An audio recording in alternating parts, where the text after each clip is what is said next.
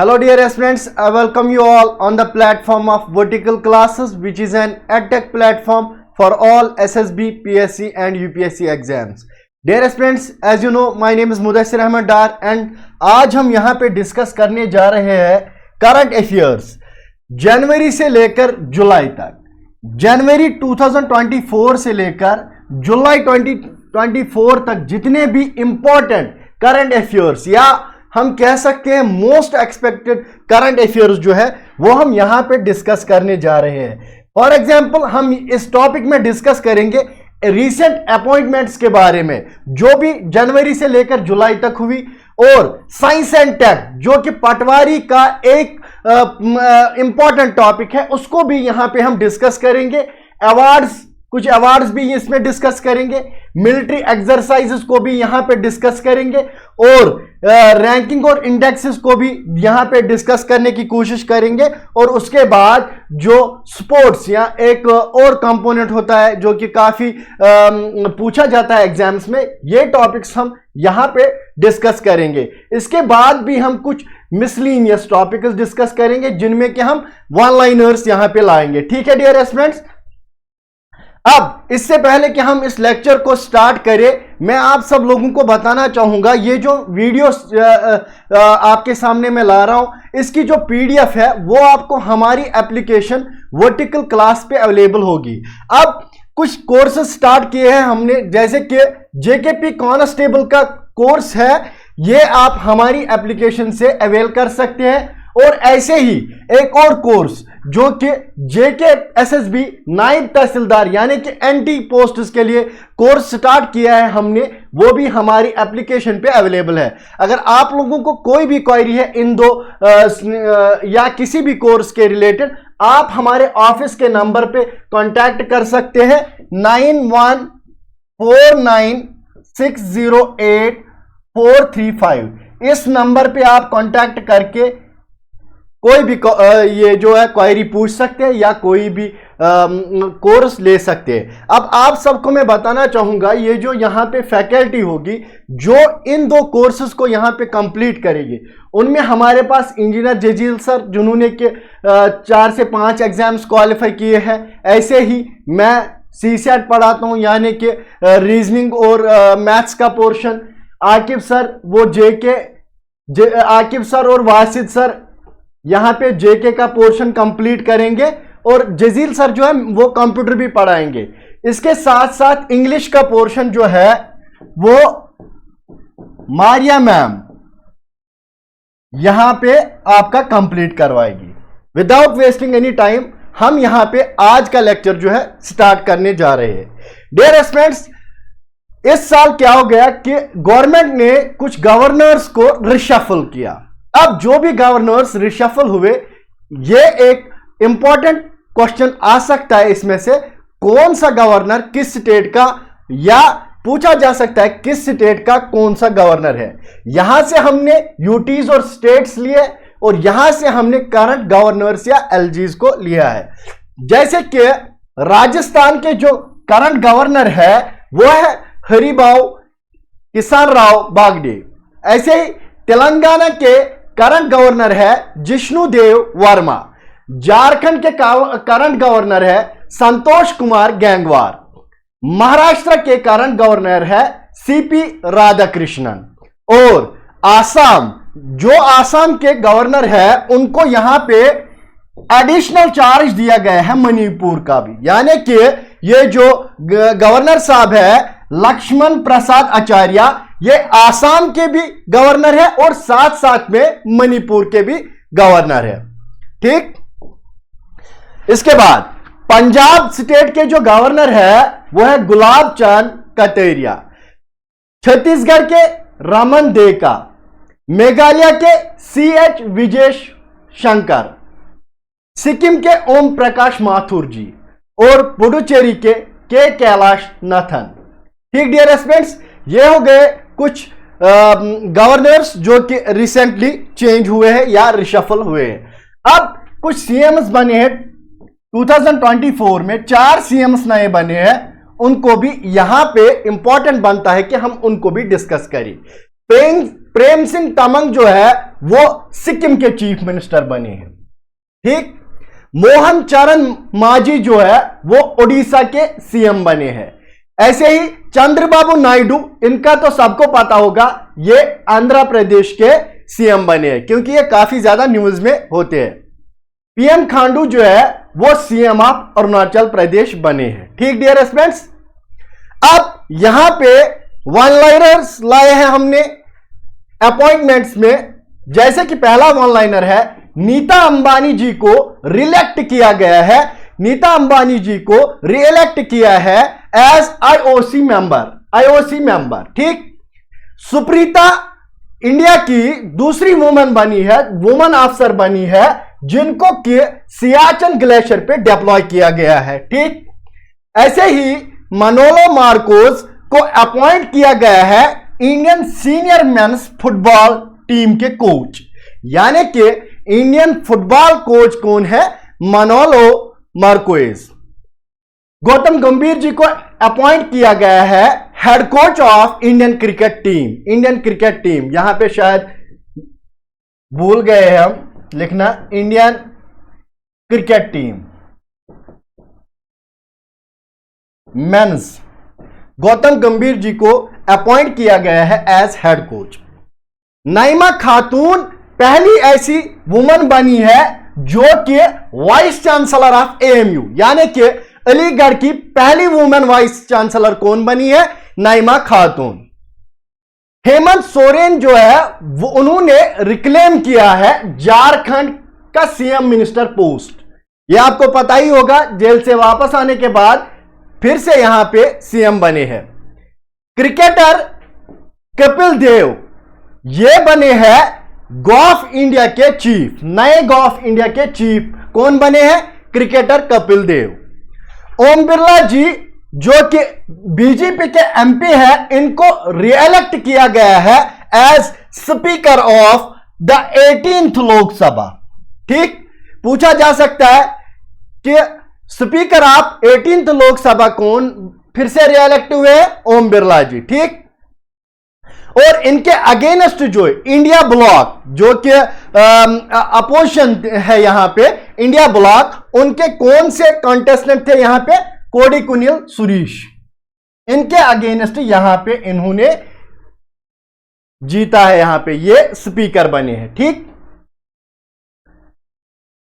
अब गवर्नमेंट ने रिसेंटली क्या किया है? इन्होंने कॉन्स्टिट्यूट किया है 16th फाइनेंस कमीशन, और यहां पे इसके जो चेयरमैन रहेंगे वो रहेंगे अरविंद पनागरिया साहब। कौन? अरविंद पनागरिया साहब। ये 5 साल के लिए होगा। कहां से लेकर? Starting from April 2026। ये जो 16th कमीशन, फाइनेंस कमीशन है, ये कब से स्टार्ट होगा? फ्रॉम 1 अप्रैल 2026। ठीक, विक्रम मिश्री जी ये बने हैं फॉरेन सेक्रेटरी, न कि foreign exchange minister. Foreign secretary यहां पे विक्रम मिश्री जी अपॉइंट हो गए हैं। नरसिंह यादव जी को यहां पे इलेक्ट किया गया है as chairman of WFI, wrestling federation of India के चेयरमैन नरसिंह यादव जी को फिर से यहां पे अपॉइंट किया गया है। सब इंस्पेक्टर सुमन कुमारी, इन्होंने हिस्ट्री क्रिएट की है एज ये बीएसएफ की पहली फीमेल स्नाइपर बनी है। कौन?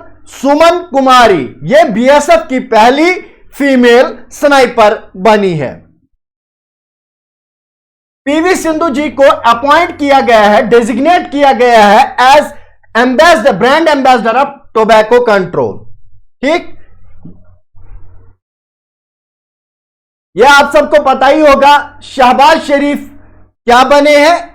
पाकिस्तान के प्राइम मिनिस्टर बने हैं। यहां पे आप सबको मैं बताना चाहूंगा कि प्रेसिडेंट जो है वो आसिफ अली जरदारी वहां पे अपॉइंट हो गए हैं। साउथ अफ्रीका के नए प्रेसिडेंट अपॉइंट हुए हैं साइरिल रामाफोसा। ये रिएलेक्ट हुए हैं, दूसरी बार इनको इलेक्ट किया गया है। ठीक, यहां पे आप सबको मैं बताना चाहूंगा ये जो नेम्स है, क्योंकि ये नून नेम्स नहीं है जिनको कि जो हम नाम रखते हैं यहां पे सब कॉन्टिनेंट में, इसलिए थोड़ी सी प्रॉब्लम हो सकती है यहां पे प्रोनाउंसिएशन में, उसको थोड़ा सा देख लीजिएगा। अब म्यांमार के प्रेसिडेंट, एक्टिंग प्रेसिडेंट बने हैं मिन ऑन्ग लियांग। एस्टोनिया के नए प्राइम मिनिस्टर बने हैं क्रिस्टिन माइकल। क्रिस्टिन माइकल बने हैं एस्टोनिया के नए प्राइम मिनिस्टर।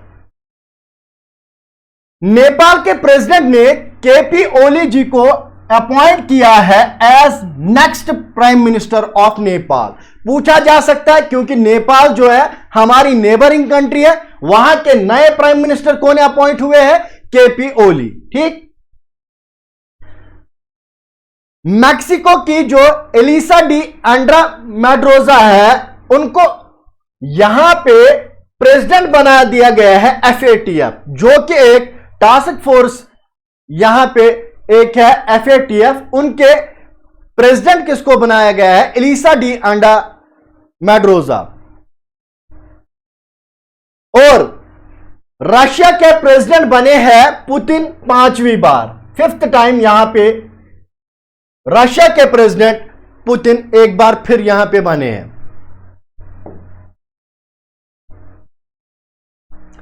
पुर्तगाल के नए प्राइम मिनिस्टर यहां पे बने हैं Luis Montenegro.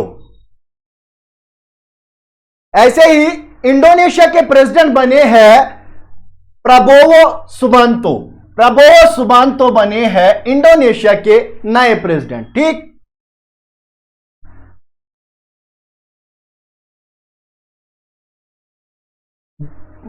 Democratic Republic of Congo जो है, जो कि एक साउथ अफ्रीकन कंट्री है, वहां पे पहली बार एक फीमेल प्राइम मिनिस्टर बनी है। उनका नाम आपको याद रखना है, जुडिथ सुमिनवा तुलुका। जुडिथ सुमिनवा तुलुका जो है डेमोक्रेटिक रिपब्लिक ऑफ कॉन्गो की पहली फीमेल प्राइम मिनिस्टर बनी है।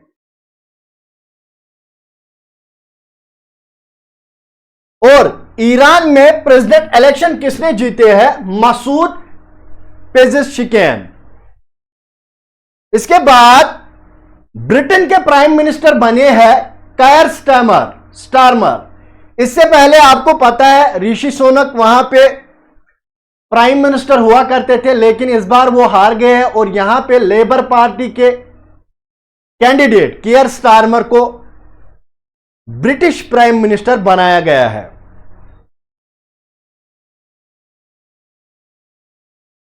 साइमन हैरिस बने हैं आयरलैंड के youngest prime minister. Simon Harris जो है वो बने हैं आयरलैंड के यंगेस्ट प्राइम मिनिस्टर। ऐसे ही अब्दुल अल फातह को तीसरी बार यहां पे इजिप्ट का प्रेसिडेंट यहां पे इलेक्ट किया गया है। ठीक।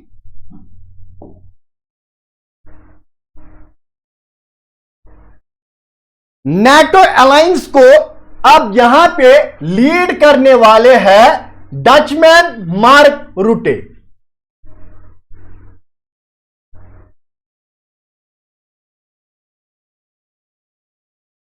यूरोपियन यूनियन एग्जीक्यूटिव कमीशन के प्रेसिडेंट बने हैं Ursula von der Leyen. Ursula von der Leyen बनी है यूरोपियन यूनियन एग्जीक्यूटिव कमीशन के प्रेसिडेंट।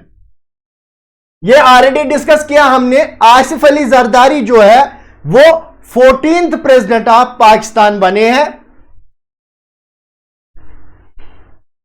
नीदरलैंड के नए पीएम बने हैं फॉर्मर सिपाही चीफ, जिनका के नाम है डिक सुकूफ।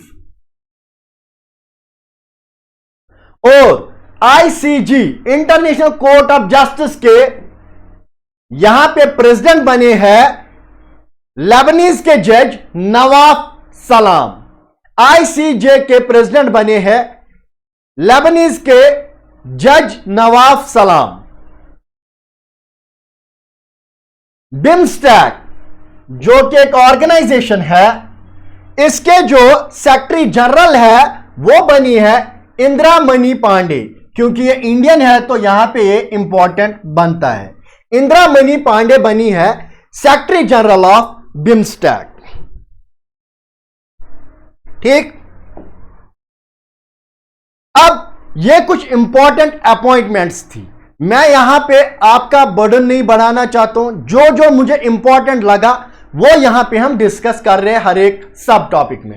अब हम most important topic for Patwari exam यानी कि साइंस एंड टेक्नोलॉजी को डिस्कस करने वाले हैं।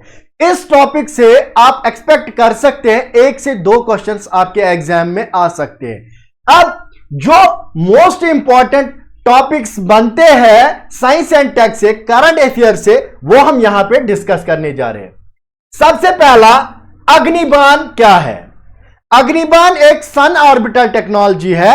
यह एक इंडिया का दूसरा प्राइवेटली डेवलप्ड रॉकेट है अग्निबाण। अगर आपसे पूछा जाएगा इंडिया का सेकंड प्राइवेटली डेवलप्ड रॉकेट कौन है, आप बोलेंगे अग्निबाण, और इसको डेवलप किया है अग्निकुल कॉस्मोस। अग्निकुल कॉस्मोस ने इसको डेवलप किया है। अब यह दूसरा प्राइवेटली डेवलप्ड रॉकेट है, इसका मतलब है कि इससे पहले भी एक रॉकेट होगा प्राइवेटली डेवलप्ड। यस, उसका नाम है, जो फर्स्ट प्राइवेटली डेवलप्ड रॉकेट था इंडिया का, उसका नाम है विक्रम एस, और इसको डेवलप किया गया था स्काई रूट एरोस्पेस ने। तो हमने यहां पे पढ़ा कि अग्निबाण सेकंड प्राइवेटली डेवलप्ड रॉकेट है इंडिया का, और इसको डेवलप किया अग्निकुल कॉस्मोस ने। अब इंडिया की पहली, India first gene therapy for cancer, इसको यहां पे लॉन्च किया हमारी प्रेसिडेंट द्रौपदी मुर्मू जी ने। और कहां पे लॉन्च किया? आईआईटी बॉम्बे। आईआईटी बॉम्बे में लॉन्च किया गया India first gene therapy for cancer by Draupadi Murmu.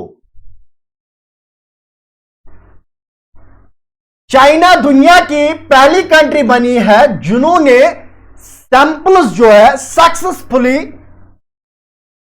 वापस लाए हैं, bring back successfully samples from the far side of moon, यानी कि मून के फार साइड से इन्होंने सैंपल्स जो है सक्सेसफुली वापस लाए हैं, दुनिया की पहली कंट्री। अब और एक मिशन है साइंस एंड टेक्नोलॉजी में जो कि इंपॉर्टेंट बनता है, डीआरडीओ का मिशन है। डीआरडीओ का मतलब होता है defence research and development organisation. अब ये जो मिशन है इसका क्या मतलब होता है? मिशन दिव्यास्त्रा, ये इंडिया का पहला इंडिजीनियस डेवलप्ड अग्नि 5 मिसाइल है। इंडिया का पहला इंडिजीनियसली डेवलप्ड यानी कि खुद डेवलप किया गया अग्नि 5 मिसाइल। इसके साथ क्या होगा? इसके साथ होगा MIRV टेक्नोलॉजी। अब ये MIRV टेक्नोलॉजी क्या होता है? Multiple independently targetable re-entry vehicle, ठीक है। अब ये मिशन दिव्यास्त्रा क्या है? One missile money warfare. पहले क्या होता था, एक मिसाइल में हम एक ही वारफेयर ले जाते थे, सिंगल वारहेड यहां पे यूज करते थे। लेकिन अब ये जो मिशन दिव्यास्त्रा है, ये इंडिया का पहला इंडिजियसली बिल्ट यहां पे मिसाइल है, जिसके जरिए से हम डिफरेंट लोकेशंस पे, देखिए डियर स्टूडेंट्स, यहां पे ये रॉकेट है, इसमें मल्टीपल वारहेड्स यूज करके हम डिफरेंट लोकेशंस को एट अ टाइम अटैक कर सकते हैं। तो ये डीआरडीओ की एक जबरदस्त अचीवमेंट है, पूछा जा सकता है एग्जाम में, इसलिए आप याद रखेंगे। नासा ने कंफर्म किया है कि वो ड्रैगन फ्लाई रोटरक्राफ्ट मिशन जो है, जो कि सैटर्न की मून पे वो लॉन्च करने जा रहे हैं, वो उसको लॉन्च करेंगे 2028 में। ऐसे ही इसरो ने सक्सेसफुली कैरी आउट किया यहां पे रियूजेबल लॉन्च व्हीकल यानी कि RLV, जिसका कि नाम इन्होंने रखा था पुष्पक, उसको यहां पे सक्सेसफुली कैरी किया।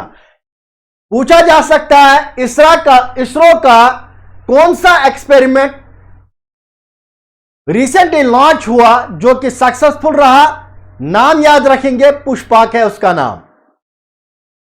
एक और इंटरेस्टिंग मिशन लॉन्च हुआ है नासा के जरिए, अब ये मिशन क्या है? इसका नाम है प्रीफायर मिशन।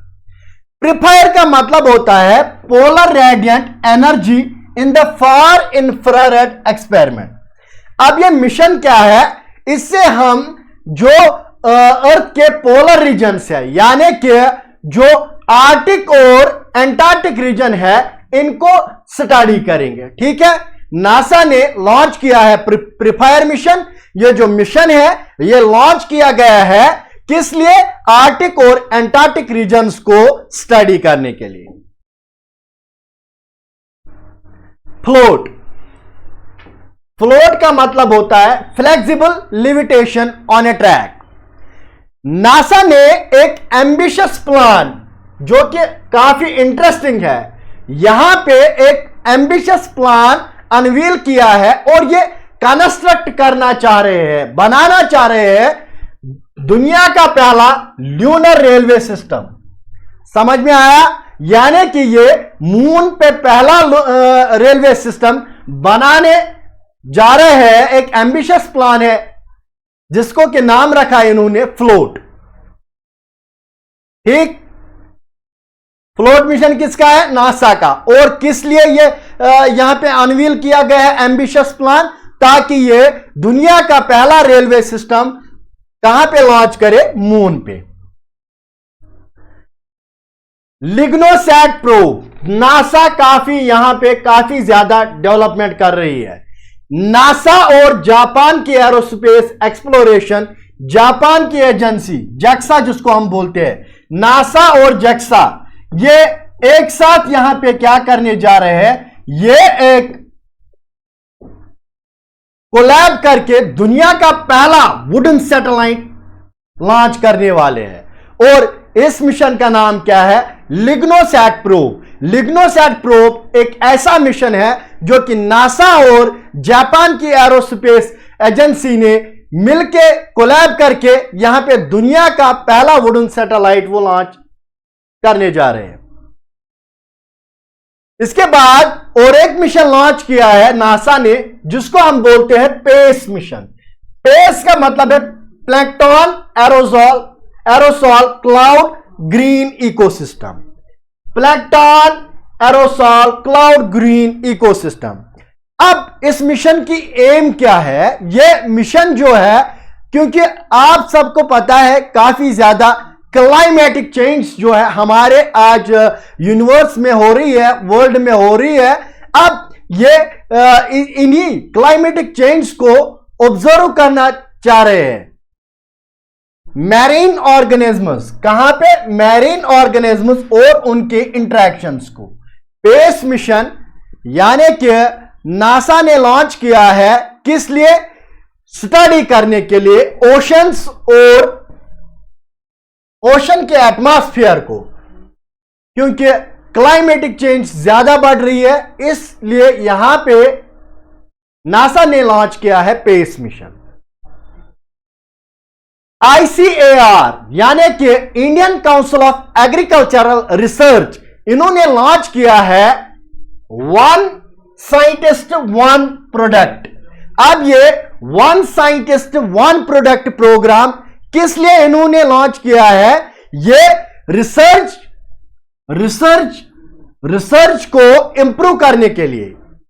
किन किन सेक्टर्स में? एग्रीकल्चर और एनिमल हस्बेंड्री के सेक्टर्स में रिसर्च को इंप्रूव करने के लिए यहां पे ICAR ने लॉन्च किया है one scientist one product programme.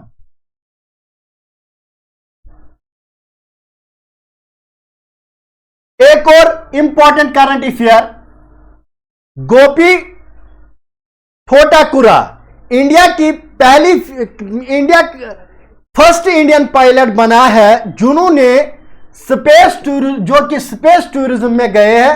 किस कंपनी के साथ? ब्लू ऑरिजिन NS-25 मिशन के साथ। यह ब्लू ऑरिजिन NS-25 मैंने पिछले लेक्चर में डिस्कस किया है, जो कि मैंने इससे पहले लेक्चर लाया था। अगर आप इसको डिटेल में पढ़ना चाहते हैं वहां पे आप पढ़ सकते हैं।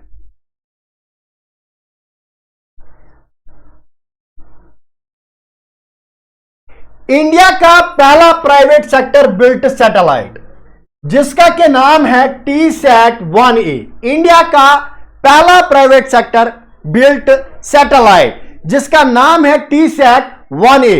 ये किसने बनाया है? ये यहां पे TASL और सैटेलॉजिक ने मिलकर कोलैबोरेशन करके बनाया है। TASL का मतलब टाटा एडवांस्ड सिस्टम्स लिमिटेड। अब रिसेंटली यहां पे डेथ हुई है डॉक्टर नित्या आनंद, इनकी डेथ हुई है। अब ये जो है डॉक्टर नित्या जो है, इन्होंने इनकी क्या कंट्रीब्यूशन थी? इन्होंने इंडिया का पहला ओरल कॉन्ट्रासेप्टिव पिल, यानी कि इंडिया फर्स्ट बर्थ कंट्रोल पिल जो है वो डॉक्टर नित्या आनंद ने बनाया था। इसीलिए यह भी यहां पे इंपॉर्टेंट बनता है, क्योंकि इनकी डेथ जो है वो रिसेंटली डेथ हुई है। तो पूछा जा सकता है कि सहेली जो इंडिया का पहला बर्थ कॉन्ट्रासेप्टिव पिल है उसको किसने बनाया था? डॉक्टर नित्या आनंद। ये थे साइंस एंड टेक्नोलॉजी के कुछ मोस्ट इंपॉर्टेंट या मोस्ट एक्सपेक्टेड टॉपिक्स जो कि हमने डिस्कस किए। अब हम यहां पे डिस्कस करने जा रहे हैं एक और इंपॉर्टेंट सेक्शन, जिसको कि हम बोलते हैं स्पोर्ट्स। अब स्पोर्ट्स में रिसेंटली हेल्ड हुए ओलंपिक्स, तो ओलंपिक्स पे एक आधा क्वेश्चन बन सकता है, इसलिए हम यहां पे पेरिस ओलंपिक्स को डिटेल में पढ़ेंगे। सबसे पहले इस बार जो ओलंपिक्स हेल्ड हुए थे वो कहां पे हेल्ड हुए थे? वो पेरिस यानी कि फ्रांस में हेल्ड हुए थे। अब मैस्कॉट पूछा जा सकता है, मैस्कॉट है द फायरिंग्स। और थीम क्या थी इस पेरिस ओलंपिक्स की? Let's move and celebrate. Let's move and celebrate was the theme of this years Olympics. अब पूछा जाता है एग्जाम में कि फ्लैग बियरर्स कौन थे। अब आप सबको पता है ओपनिंग सेरेमनी पे अलग फ्लैग बियरर्स होते हैं और क्लोजिंग सेरेमनी पे अलग फ्लैग बियरर्स होते हैं। जो ओपनिंग सेरेमनी के वक्त फ्लैग बियरर्स लिए थे इंडिया की तरफ से, वो पीवी सिंधु जो कि बैडमिंटन सुपरस्टार है, और शरद कमाल जी क्या है? ये टेबल टेनिस एस है। ये जो दो है ये फ्लैग बियरर थे ओपनिंग सेरेमनी के वक्त। अब ये कंक्लूड भी हो गए पेरिस ओलंपिक्स, तो क्लोजिंग सेरेमनी पे कौन यहां पे फ्लैग बियरर थी? मनु भाकर, जिन्होंने के 2 मेडल जीते, वो यहां पे क्लोजिंग सेरेमनी पे थी। और इंडियन हॉकी के प्लेयर PR श्रीजेश भी यहां पे फ्लैग बियरर थे एट द क्लोजिंग सेरेमनी। और एक पॉइंट याद रखेंगे, अभिनव बिंद्रा जिन्होंने इंडिया का फर्स्ट सिंगल ओलंपिक मेडल लाया था, इनको सिलेक्ट किया गया था as torch bearer for the Olympics, Paris Olympics 2024। ठीक, इसके बाद अब यहां पे परफॉर्मेंस देखेंगे।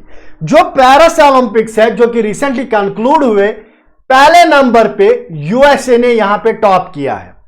यूएसए के पास 40 गोल्ड मेडल्स है, और चाइना जो कि सेकंड नंबर पे है उनके भी 40 गोल्ड मेडल्स है। क्योंकि इनके पास सिल्वर जो है वो यूएसए से कम है, इसीलिए यूएसए यहां पे टॉप पोजीशन पे है।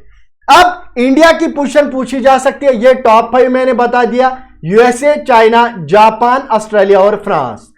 अब इंडिया की पोजीशन जो है वो 71 पोजीशन यहां पे इंडिया की रही है। इस बार इंडिया ने कोई भी गोल्ड मेडल हासिल नहीं किया। सिल्वर मेडल 1 हासिल किया और ब्रॉन्ज मेडल यहां पे इंडिया ने 5 हासिल किए, यानी कि टोटल इंडिया को मिले यहां पे 6 मेडल्स। ठीक है, और पूछा जा सकता है कि सबसे ज्यादा मेडल्स किस कंट्री ने लिए? वो लिए हैं यूएसए ने, 126 मेडल्स। अब ये थी कंट्री वाइज परफॉर्मेंस कि किस कंट्री ने टॉप किया है और हमारी कंट्री की क्या पोजीशन है।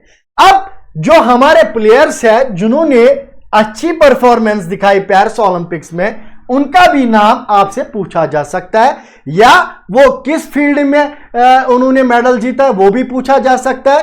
तो या कौन सा टाइप ऑफ मेडल जीता है वो भी पूछा जा सकता है। मनु भाकर जो है, मनु भाकर, इन्होंने 2 मेडल जीते हैं, ठीक, दोनों ब्रोंज जीते हैं। पहला मेडल इन्होंने जीता है वुमेन्स 10 मीटर एयर पिस्टल में, दूसरा मेडल जीता इन्होंने 10 मीटर एयर पिस्टल लेकिन मिक्सड टीम में। इस वक्त इनके साथ दूसरा साथी कौन था यहां पे? सरबजोत सिंह, ठीक। मनु भाकर ने 2 ब्रोंज मेडल जीते हैं, दोनों 10 मीटर एयर पिस्टल, ठीक। इसके बाद स्वप्निल कुसाले ने जीता है मेन्स 50 मीटर राइफल 3 पोजीशंस में ब्रोंज, ठीक। इंडिया की हॉकी टीम जो है उन्होंने भी यहां पे ब्रोंज मेडल हासिल किया है। नीरज चोपड़ा जी जो कि इंडिया के one of the famous personalities है, इन्होंने इस बार जैवलिन में सिल्वर हासिल किया है। आप सब लोगों को पता होगा कि जैवलिन के गोल्ड विनर कौन है? अरशद नदीम। पूछा जा सकता है अरशद नदीम जो कि हमारी नेबरिंग कंट्री के जैवलिन थ्रोवर है पाकिस्तान के, उन्होंने यहां पे गोल्ड मेडल इस बार जीता है। अमन सहरावत ने जीता है रेसलिंग में ब्रोंज, ठीक, 57 केजी फ्री स्टाइल। यह थी इंडिया की परफॉर्मेंस। इंडिया ने कितने मेडल्स टोटल जीते हैं? 6 मेडल्स, सिल्वर 1 और 5 ब्रोंज, गोल्ड मेडल कोई भी नहीं जीता है, ठीक। अब ये मैंने अभी बताया कि जैवलिन में नीरज चोपड़ा ने 2nd पोजीशन लाई और इन्होंने थ्रो किया था 89.45, ठीक। मनु भाकर जिन्होंने 2 ब्रोंज मेडल जीते, ये इंडिया की पहली वुमेन बनी है जिन्होंने ओलंपिक शूटिंग में मेडल जीता है। और ये इंडिपेंडेंट इंडिया के आजाद होने के बाद 1947 के बाद पहली ऐसी वुमन है जिन्होंने 2 मेडल्स एक बार जीते हो, ठीक।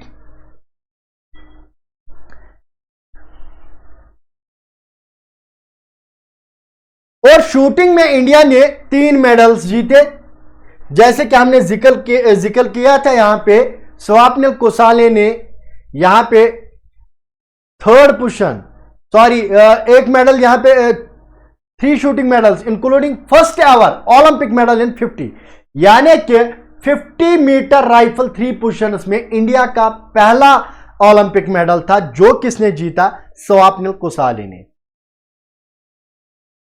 शूटिंग में 3 जीते हैं, जो कि अभी तक का हाईएस्ट है शूटिंग फील्ड में।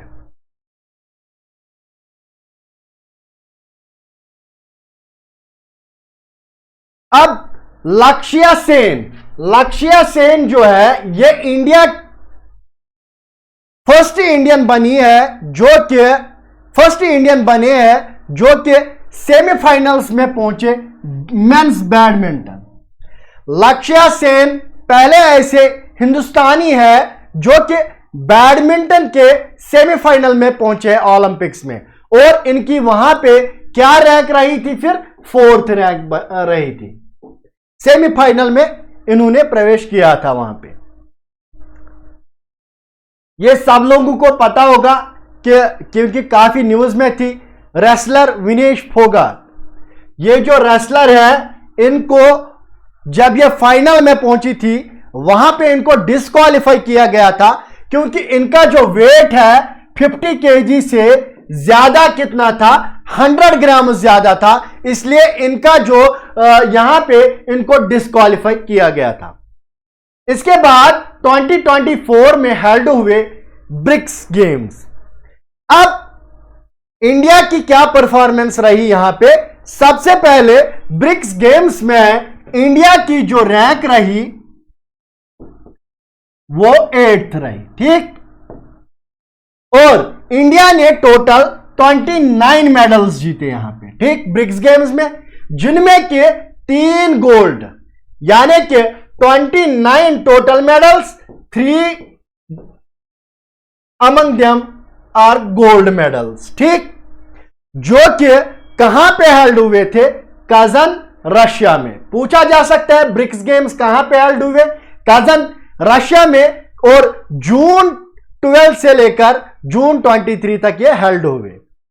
रशिया ने यहां पे टॉप किया था। रशिया जहां पे ये हेल्ड हुए थे ब्रिक्स गेम्स, रशिया ने टॉप किया और इन्होंने 500 से ज्यादा मेडल्स यहां पे हासिल किए। यह हो गया पेरिस ओलंपिक्स और ब्रिक्स गेम्स के रिलेटेड। अब ग्रैंड स्लैम्स आपको मैंने पढ़ाया है पिछले लेक्चर में, जो कि करंट अफेयर्स में लाया था। वहां पे मैंने आपको बोला था टोटल 4 तरह के ग्रैंड स्लैम्स होते हैं: Australia open, French open, Wimbledon open और यूएस ओपन। लेकिन 2024 में अभी तक जुलाई एंडिंग तक हेल्ड हुए 3 यहां पे ग्रैंड स्लैम्स, ठीक। अब आपसे पूछा जा सकता है मेन सिंगल में किसने जीता, ठीक, ये आप याद रखेंगे। अब जो ऑस्ट्रेलियन ओपन है इसको जीता है जानिक सिनर ने।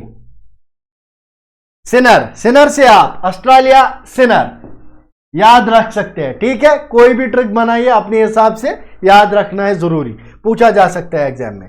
अब आपके लिए आसान ये वाला नाम याद रखना, क्यों? क्योंकि जो फ्रेंच ओपन और विंबलडन ओपन है वो एक ही पर्सन ने यहां पे विन किया है, जो कि आपके लिए खुशखबरी की बात है, क्योंकि आपको ज्यादा याद नहीं रखना है। कार्लोस अल्कराज ने, जो कि स्पेन के यहां पे स्पोर्ट्स पर्सन है, उन्होंने फ्रेंच ओपन और विंबलडन ओपन का टाइटल जीता है, ठीक। और ये इनके अगेंस्ट इन्होंने जीता है, यानी कि ये रनर अप्स थे। ऐसे ही वुमेन ग्रैंड स्लैम किसने जीता है? आर्यना सबलेंका, जो कि बेलारूस की है, उन्होंने जीता है Australian open. A for Australia, A for Aryna Sabalenka, ठीक। फ्रेंच ओपन जीता है ईगा स्वास्तिक ने, जो कि पोलैंड के है। ऐसे ही विंबलडन को विन किया है बारबोरा रेसिकोवा। मैंने पहले ही बोला प्रोनाउंस करने में थोड़ी सी दिक्कत आएगी, लेकिन उसको यहां पे माइंड नहीं करना है, और इनके अगेंस्ट इन्होंने जीता है। सबसे पहले क्या याद रखेंगे?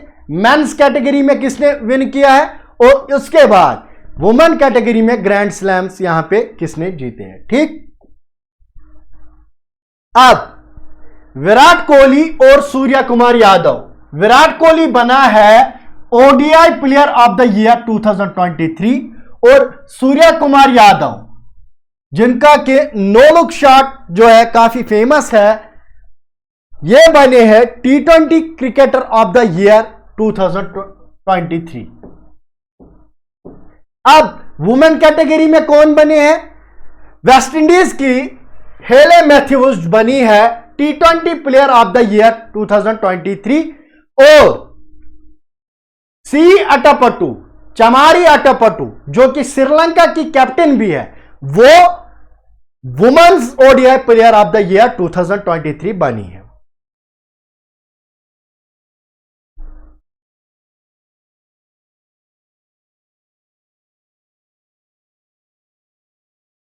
इंडिया की पहली जिम्नास्ट जिन्होंने गोल्ड मेडल जीता हो किसी भी एशियन चैंपियनशिप में, इस बार किसने यहां पे जीता ये खिताब? फर्स्ट एवर इंडियन जिम्नास्ट जिन्होंने गोल्ड मेडल हासिल किया है एशियन गेम्स में, फर्स्ट एवर, इसलिए ये इंपॉर्टेंट बनता है। दीपा कर्मकार जी जो है, इन्होंने इंडिया का पहला गोल्ड जीता है कहां पे? एशियन चैंपियनशिप में। किस कैटेगरी में? Indian gymnast. पहली इंडियन जिम्नास्ट बनी है ये जिन्होंने गोल्ड मेडल जीता हो एशियन चैंपियनशिप में।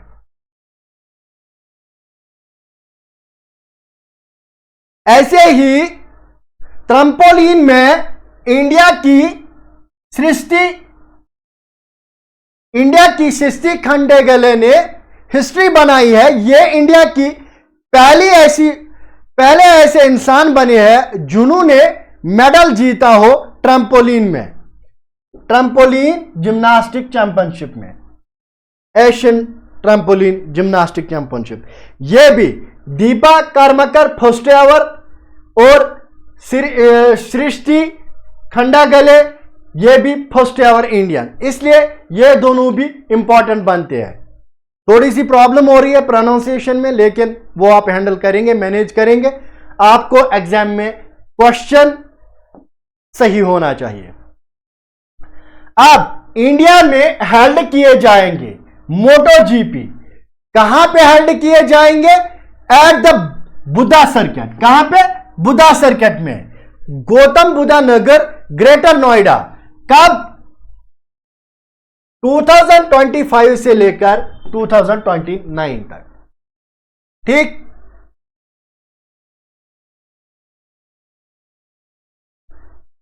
Farmer chess champion Viswanathan Anand, इन्होंने क्या जीता है? इन्होंने 10वीं बार यहां पे लियोन मास्टर का खिताब जीता है।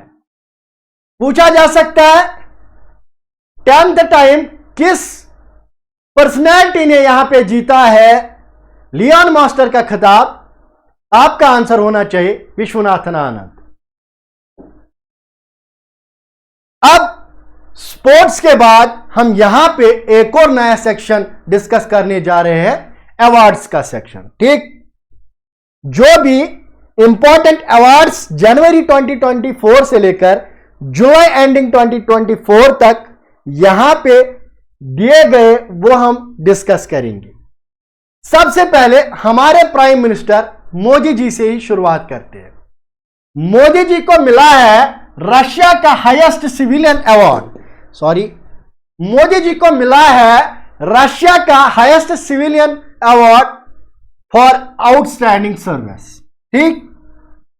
जिसको के order of Saint Andrew the Apostle भी कहते हैं। कहां का हाईएस्ट सिविलियन ऑनर अवार्ड मिला है मोदी जी को? रशिया का। ठीक, याद रखेंगे। इसके बाद अभिनव बिंद्रा जो कि इंडिया के पहले इंडिविजुअल ओलंपिक गोल्ड मेडलिस्ट थे, इनको 10 अगस्त के दिन, क्या इनको 10 अगस्त के दिन एक प्रेस्टिजियस ओलंपिक ऑर्डर रिसीव करना है आईओसी से। ये इंडिया के पहले ओलंपिक इंडिविजुअल गोल्ड मेडलिस्ट थे। इनको क्या मिलेगा? इनको मिलेगा प्रेस्टिजियस ओलंपिक ऑर्डर। वो इनको कब मिलेगा? On August 10, 2024। कब मिला है? अगस्त 10, 2024। अब ऑस्कर्स, रिसेंटली ऑस्कर अवार्ड्स यहां पे डिस्ट्रीब्यूट किए गए। इनमें से जो इंपॉर्टेंट बनता है वो भी हम यहां पे डिस्कस करेंगे। बेस्ट एक्टर का अवार्ड मिला है सिलेन मुर्फे को फॉर द मूवी ओपनहीमर। ठीक। बेस्ट डायरेक्टर का award again for the same Christopher Nolan को मिला है, ओपनहीमर। ठीक, क्रिस्टोफर नोलान को मिला है। बेस्ट पिक्चर का अवार्ड ओपनहीमर को ही मिला है। यानी कि 3 प्रेस्टिजियस अवार्ड्स जो है वो सेम मूवी को मिले हैं। बेस्ट एक्टर का अवार्ड इसी मूवी के एक्टर को मिला है, बेस्ट डायरेक्टर का अवार्ड इसी मूवी के डायरेक्टर को मिला है, और बेस्ट पिक्चर भी इसी को अवार्ड दिया गया है। अब एक ही डिफरेंट है, बेस्ट एक्ट्रेस का अवार्ड दिया गया है एमा स्टोन को for the movie, for the picture poor things.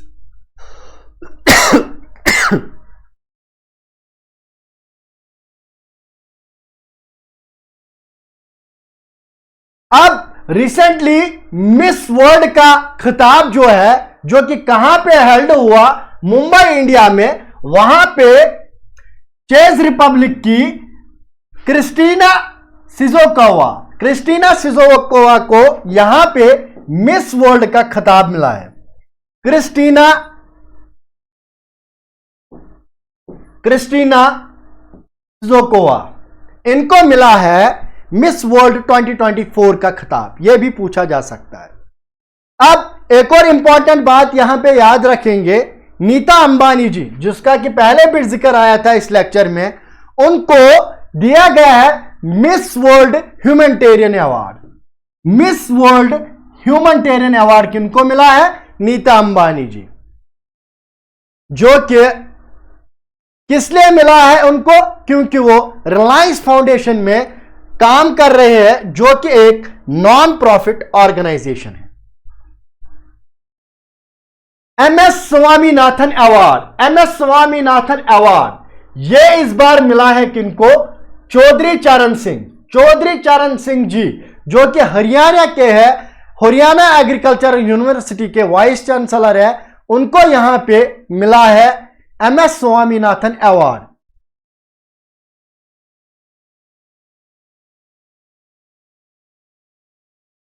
Sorry, professor B R Kamboj ji को मिला है अवार्ड, यह यूनिवर्सिटी का नाम है। चौधरी चरण सिंह हरियाणा एग्रीकल्चरल यूनिवर्सिटी के जो वाइस चांसलर है प्रोफेसर बी आर कंबोज जी, उनको मिला है एमएस स्वामीनाथन अवार्ड। अब यहां पे कुछ ऐसे एस्पिरेंट्स भी होंगे जो बोल रहे होंगे कि पद्मा अवार्ड सर आपने डिस्कस नहीं किए हैं। आप पद्मा अवार्ड्स गूगल से भी चेक कर सकते हैं, या मेरे पिछले वाले लेक्चर जो कि ऑलरेडी हमारी चैनल या हमारी ऐप वर्टिकल क्लासेस पे अवेलेबल है, वहां पे मैंने पद्मा अवार्ड्स को ऑलरेडी डिस्कस किया हुआ है, इसलिए मैं वो यहां पे अलग से डिस्कस नहीं करूंगा। और ऐसे ही स्पोर्ट्स सेक्शन में T20 वर्ल्ड कप, IPL या WPL वो भी ऑलरेडी डिस्कस किया है हमने। रस्किन बॉन्ड, जो कि अमेरिका के राइटर है, इनको मिला है साहित्य अकेडमी की फेलोशिप मिली है इनको। साहित्य अकेडमी की फेलोशिप किनको मिली है? Ruskin bond.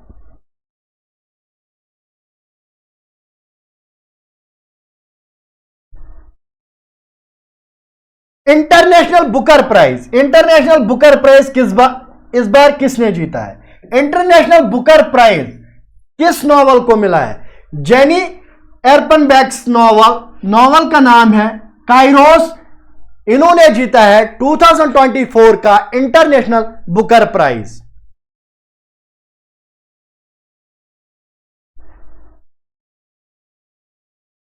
WFN ने रिकॉग्नाइज किया है डॉक्टर पूर्णिमा देवी बर्मन, जो कि इंडिया की है, इनको यहां पे अवार्ड दिया गया है व्हाइटली गोल्ड अवार्ड। अब यह व्हाइटली गोल्ड अवार्ड किस लिए मिला है इनको? क्योंकि इन्होंने काफी ज्यादा काम किया है। किसको सेव करने के लिए? सेव करने के लिए यहां पे ग्रेटर एडजुटेंट स्टॉप, जिसको कि हम लोकली हरगीला बोलते हैं, यहां पे इनको यहां पे सेव किया है डॉक्टर जी ने, इसीलिए इनको क्या मिला है? इनको WFN ने दिया है व्हाइटली गोल्ड अवार्ड। डॉक्टर का नाम याद रखेंगे, डॉक्टर पूर्णिमा देवी बर्मन।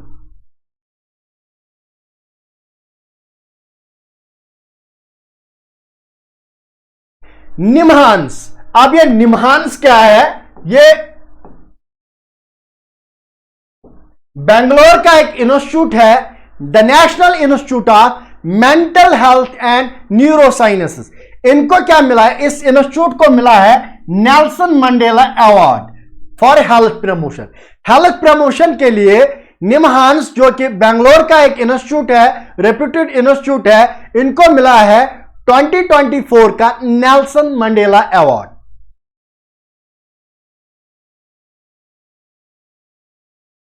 अब विनोद गनात्रा जो कि एक फिल्म मेकर है, ये पहले ऐसे हिंदुस्तानी बने हैं, फर्स्ट एवर इंडियन, जिनको कि मिला है साउथ अफ्रीका का prestigious award Nelson Mandela life time achievement award. Nelson Mandela life time achievement award film maker Vinod Ganatra ji को मिला है। ये पहले ऐसे हिंदुस्तानी बने हैं जिनको ये अवार्ड दिया गया है। किस लिए? For the contribution to films.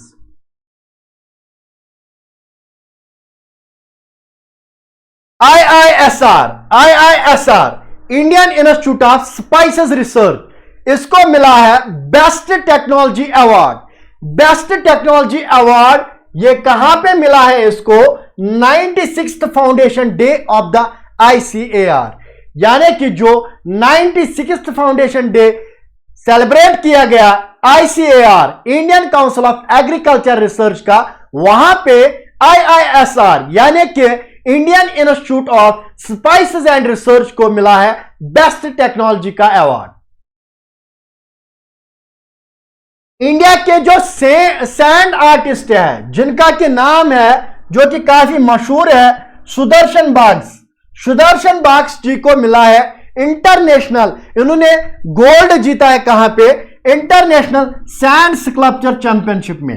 International sand sculpture championship में इंडिया के सैंड आर्टिस्ट सुदर्शन जी ने गोल्ड मेडल यहां पे बैग किया है। सुदर्शन, इंडिया के सैंड आर्टिस्ट सुदर्शन जी को मिला है गोल्ड मेडल, किसमें? इंटरनेशनल सैंड स्कल्पचर चैंपियनशिप में।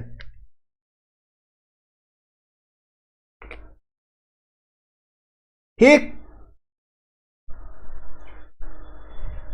मैंने आपको अभी बोला जो पद्मा अवार्ड्स है या IPR 2024, WPR 2024, वो हमने ऑलरेडी पिछले लेक्चर्स में डिस्कस किया है, जो कि हमारी एप्लीकेशन वर्टिकल क्लासेस और हमारी यूट्यूब चैनल पे आपको फ्री सेक्शन में देखने को मिलेंगे। अब एबल प्राइज जो कि दिया जाता है मैथमेटिशियन को, ये इस बार मिला है फ्रांस के मैथमेटिशियन है जिनका के नाम है मिचेल तालाग्रैंड। अब मैथ्स का प्राइज मिला है, यानी कि ये एक ग्रैंड आदमी है, तो यहां से याद रख सकते हैं। माइकल ताराग्रैंड को मिला है एबल प्राइज 2024।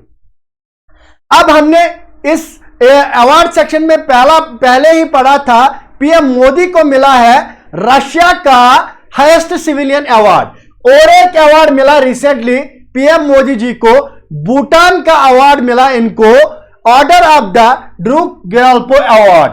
ये जो मोदी जी है, ये पहले ऐसे इंसान बने हैं जो कि भूटान से ताल्लुक नहीं रखते हैं, भूटान के रहने वाले नहीं है, नॉन भूटानीज है, और इनको ये अवार्ड मिला है। ये भी भूटान का हाईएस्ट सिविलियन अवार्ड है। ठीक,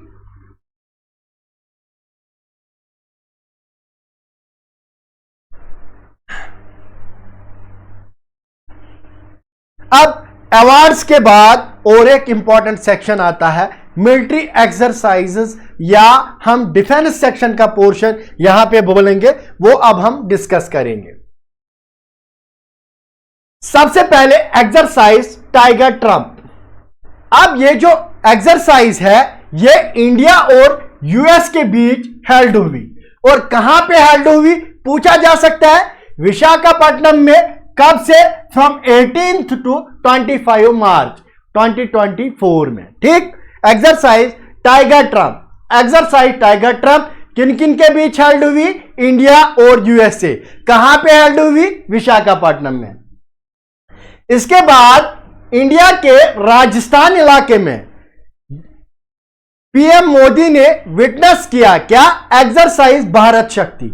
अब ये एक्सरसाइज भारत शक्ति क्या है? ये एक इवेंट है जहां पे इंडिजीनियस डिफेंस कैपेबिलिटीज, यानी कि अपने ही मिलिट्री के डिफेंस कैपेबिलिटीज जो है वो वहां पे शोकास किया जाता है। वहां पे इस बार PM मोदी जी ने विटनेस किया ये इवेंट, और ये कहां पे हेल्ड हुआ?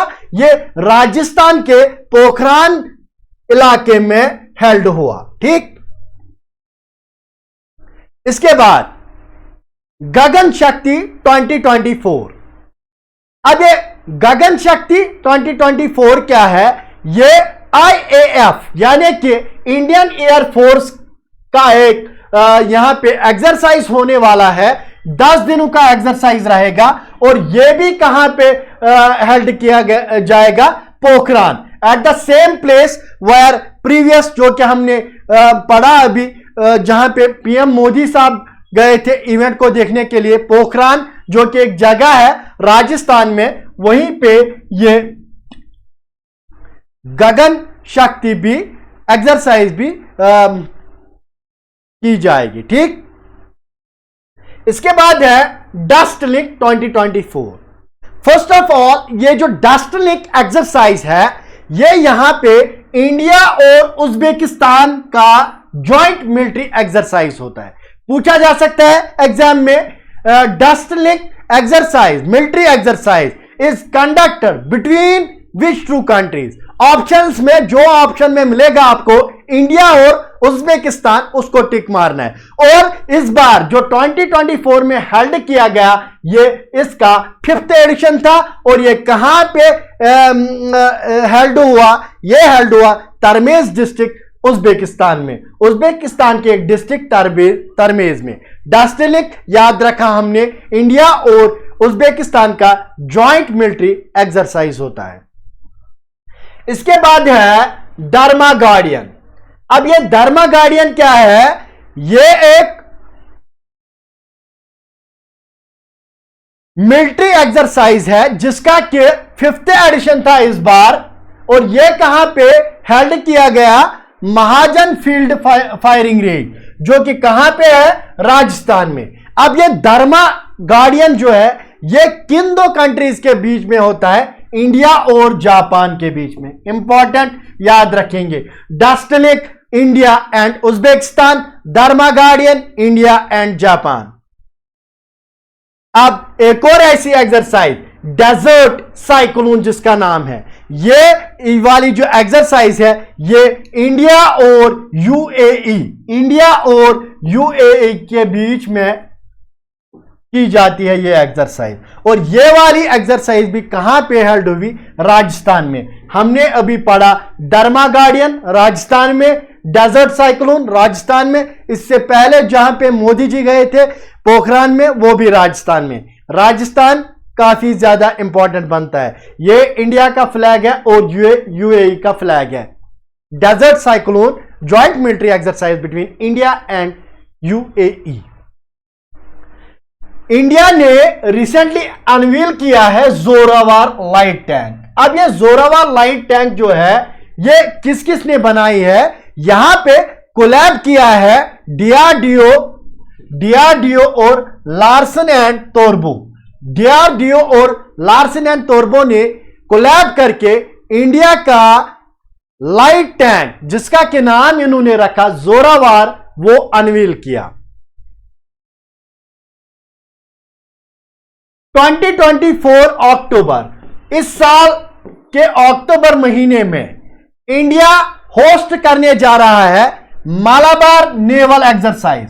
अब ये मालाबार एक्सरसाइज जो होगी, इसका 28th एडिशन होगा और ये इंडिया होस्ट करेगा। कौन कौन सी पार्टिसिपेटिंग कंट्री होगी? USA, Japan and Australia. USA, Japan and Australia will be the participating countries of 28th Malabar Naval Exercise.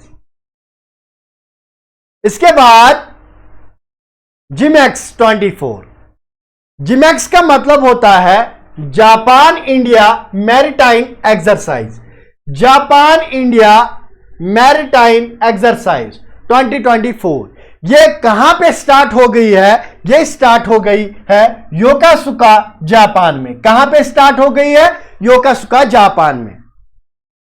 अब यहां पे ये जो जिमैक्स 2024 है, यहां पे इंडिया का जो इंडिजिनियसली बिल्ट, जो कि इंडिया ने खुद बनाया है, स्टेल्थ फ्रिगेट INS शिवालिक। पूछा जा सकता है इंडिया का इंडिजिनियसली बिल्ट INS शिवालिक जो है, यहां पे वो इस एक्सरसाइज में पार्टिसिपेट करेगा। जिमैक्स किस किस के बीच किया जाता है? इंडिया और जापान के बीच। अब इसका कौन सा एडिशन रिसेंटली स्टार्ट हुआ है? 8th एडिशन स्टार्ट हुआ है और वहां पे इंडिया का indigenously built INS Shivalik participate करेगा। ठीक, अब कुछ मिसलिनियस यहां पे वन लाइनर्स भी हम बोल सकते हैं, जो कि इंपॉर्टेंट हो सकते हैं, पूछे जा सकते हैं आपके एग्जाम में, उनको हम यहां पे डिस्कस करेंगे। मैंने यहां पे आपका, क्योंकि एग्जाम्स जो है वो पाइपलाइन में है, इसलिए मैंने यहां पे आपका ज्यादा टाइम वेस्ट करने की कोशिश नहीं की है, क्योंकि मैं चाहता हूं आपके एग्जाम्स में जो भी क्वेश्चन करंट अफेयर के सेक्शन से पूछे जाए वो इस वीडियो लेक्चर से निकले। काफी ज्यादा मेहनत लगी है इस पे, मोर देन 5 आवर्स इस पे हमने काम किया है। ये जो प्रेजेंटेशन है इसकी जो पीडीएफ है वो आपको हमारी एप्लीकेशन पे मिलेगी। एप्लीकेशन का नाम है वर्टिकल क्लासेस, उसको आप डाउनलोड कीजिए, वहां पे फ्री सेक्शन में आपको इसकी पीडीएफ मिलेगी। अब इंडिया को चेयरमैनशिप मिली है, किसकी चेयरमैनशिप मिली है? एडीपीसी। एडीपीसी क्या होता है? Asian disaster preparedness centre. 2024 और टू 2025 की चेयरमैनशिप किसको मिली है? एडीपीसी की, इंडिया को, याद रखेंगे। अब जो इसका एडीपीसी का हेडक्वार्टर पूछा जा सकता है, ये बैंकॉक थाईलैंड में है। ठीक, जो जो इंपॉर्टेंट होगा वो हम यहां पे डिस्कस कर रहे हैं।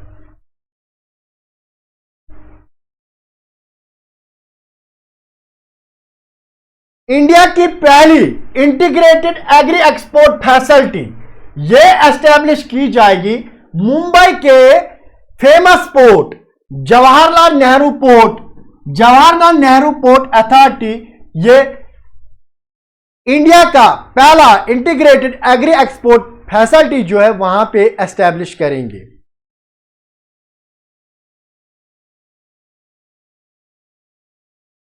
टाटा और एयरबस कोलैबोरेशन में एस्टैब्लिश करने जा रहे हैं इंडिया का पहला प्राइवेट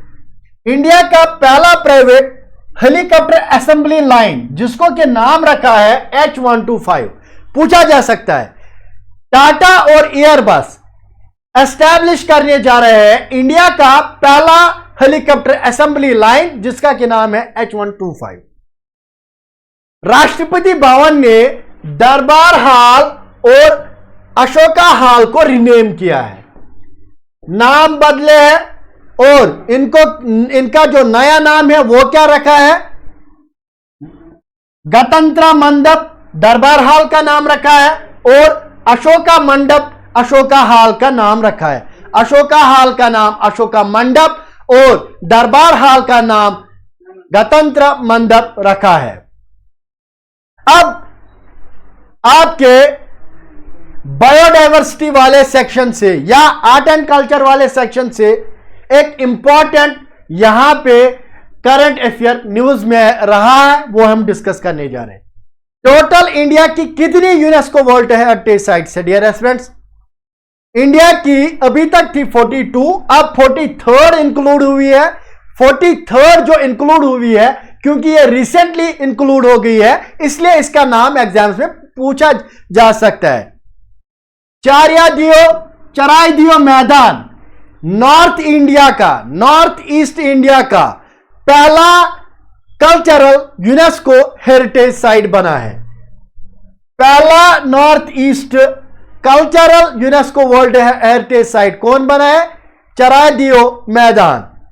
अब ये जो चराई दियो मैदान है ये आसाम में है, और ये इंडिया का 43rd UNESCO world heritage site बना है। अब आपको पता है कि यूनेस्को वर्ल्ड हेरिटेज साइट्स में 3 कैटेगरीज होती है। मिक्सड कैटेगरी में इंडिया की एक आ गई है, 7 नेचुरल एंड 35 कल्चरल। ठीक, 43 इंडिया के पास total UNESCO world heritage sites है। अब लेटेस्ट है चराई दियो मैदान, याद रखेंगे इसको।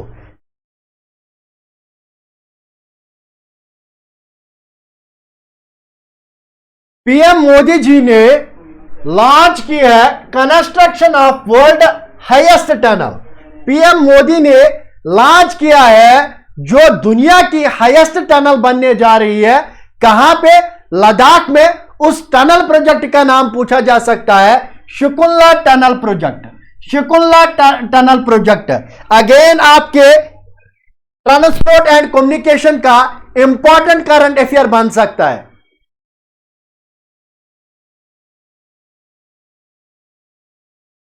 शिकुल्ला टनल प्रोजेक्ट दुनिया का हाईएस्ट टनल प्रोजेक्ट, इसको लॉन्च किया है पीएम मोदी ने लद्दाख में। शाहरुख खान इंडिया के पहले ऐसे एक्टर बने हैं जिनको गोल्ड कॉइन मिली है ग्रीवियन म्यूजियम में।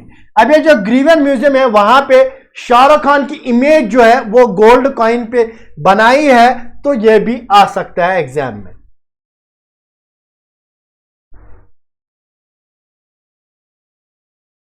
एक और इंपॉर्टेंट महाराजगंज यूपी से है दुनिया का पहला Asian king vulture conservation and breeding, world first Asian king vulture conservation and breeding centre जो है वो कहां पे बनाया जाएगा? महाराजगंज यूपी में वो बनाया जाएगा। ये ऑलरेडी हमने डिस्कस किया हुआ है पिछले लेक्चर में। कोझिकोड को खिताब मिला है इंडिया का first city of literature, India की first city of literature, UNESCO city of literature कौन सी सिटी बनी है? कोझिकोड। ये कहां की सिटी है? ये केरला की सिटी है। ठीक, अब बुक्स एंड ऑथर से एक इंपॉर्टेंट यहां पे करंट अफेयर बन सकता है पावर विदन। ये जो पावर विदन बुक है ये किसने लिखी है? ये लिखी है doctor R Balasubramaniam, doctor R Balasubramaniam. अब ये न्यूज में क्यों है? इनको नरेंद्र मोदी जी रिसेंटली मिलने गए थे और वहां पे इस बुक के कॉपी पे इन्होंने साइन किया था। आपसे एग्जाम में क्या पूछा जा सकता है? आपको पूछा जा सकता है जो पावर विदन बुक है वो किस लीडर पे बनाई गई है, आप या राइट की गई है, आप बोल सकते हैं नरेंद्र मोदी जी, या आपको उसका ऑथर पूछा जाएगा। ऑथर है doctor R Balasubramaniam. Best agriculture state award मिला है महाराष्ट्र को। Best agriculture state award for 2024 मिला है महाराष्ट्र को।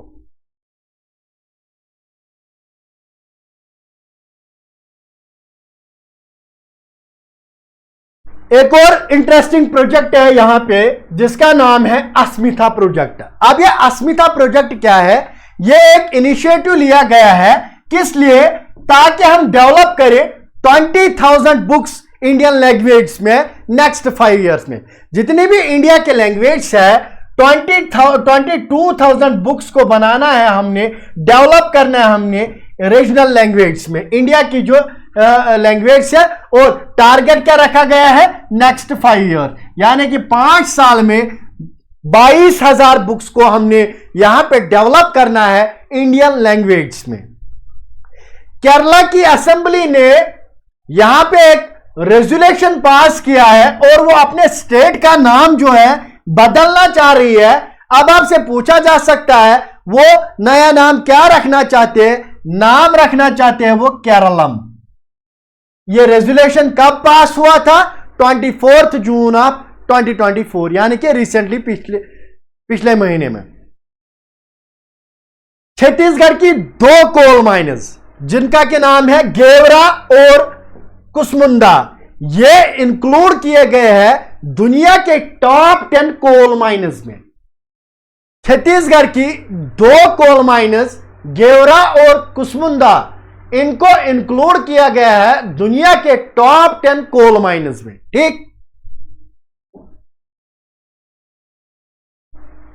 बजाज ने दुनिया का पहला सीएनजी जो कि कमर्शियल पर्पस के लिए मोटरसाइकिल यूज किया जाएगा वो लॉन्च किया है, उसका नाम रखा है इन्होंने फ्रीडम। दुनिया का सबसे पहला CNG powered commercial motorcycle Bajaj ने लॉन्च किया है, नाम रखा है फ्रीडम। अब एक और इंटरेस्टिंग न्यूज है यहां पे, सिक्किम का जो हाईकोर्ट है ये कंट्री का, इंडिया का पहला हाईकोर्ट बना है जिन्होंने लॉन्च की है menstrual leave policy. Menstrual leave policy Sikkim के हाईकोर्ट ने लॉन्च की है। बुक एंड ऑथर से एक और करंट अफेयर, ऑटोबायोग्राफी लिखी है अश्विन ने, आर अश्विन, जो कि इंडिया के क्रिकेटर है। नाम क्या है उस बुक का? I have the streets, a kutti of cricket. काफी इंटरेस्टिंग सा नाम रखा है आर अश्विन जी ने, I have the streets, a kutti cricket story, a kutti cricket story. R Ashwin ji ने ऑटोबायोग्राफी यहां पे लिखी है।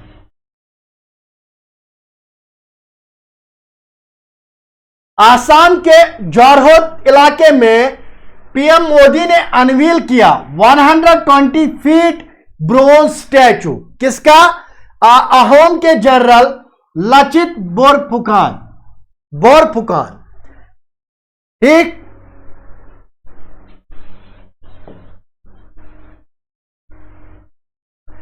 आइरिस, एआई पे अब सब कुछ होने जा रहा है।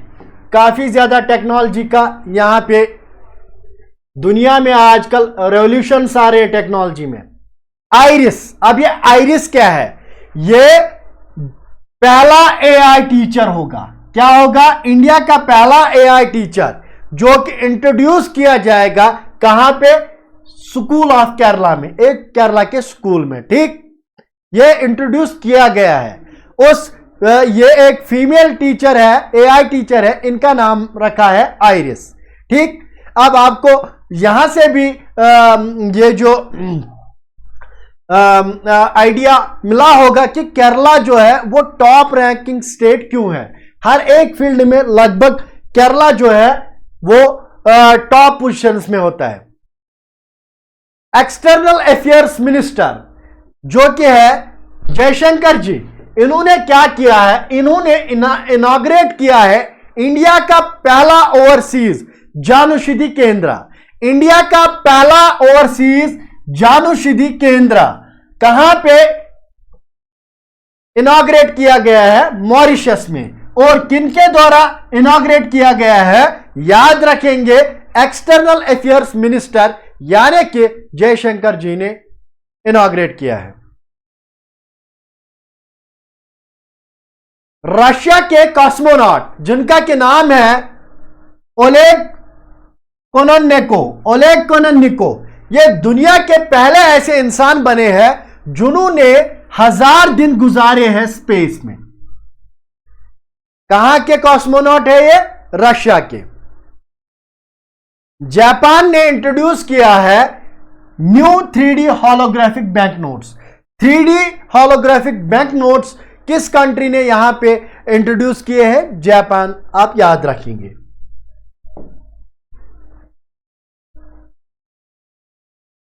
ट्वेंटी 2024 ईयर के लिए इंडिया में सबसे ज्यादा फॉरेन डायरेक्ट इन्वेस्टमेंट यानी कि एफडीआई किस कंट्री से आया है? सिंगापुर से आया है 2023 और 2024 ईयर के लिए सबसे ज्यादा एफडीआई।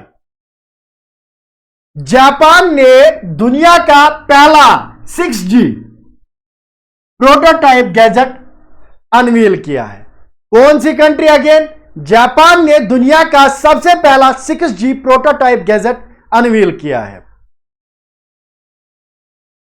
वेनेजुएला बनी है दुनिया की पहली मॉडर्न कंट्री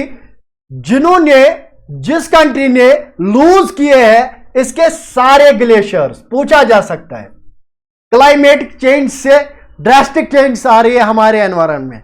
वेनेजुएला रिसेंटली एक कंट्री बनी है, पहली मॉडर्न कंट्री जिसने सारे ग्लेशियर्स लूज किए हैं, जो कि काफी बैड न्यूज है हमारे लिए। प्रीति सुदान ये इंडिया की दूसरी ऐसी वुमन बनी है जिनको कि बनाया गया है चेयरमैन ऑफ यूपीएससी।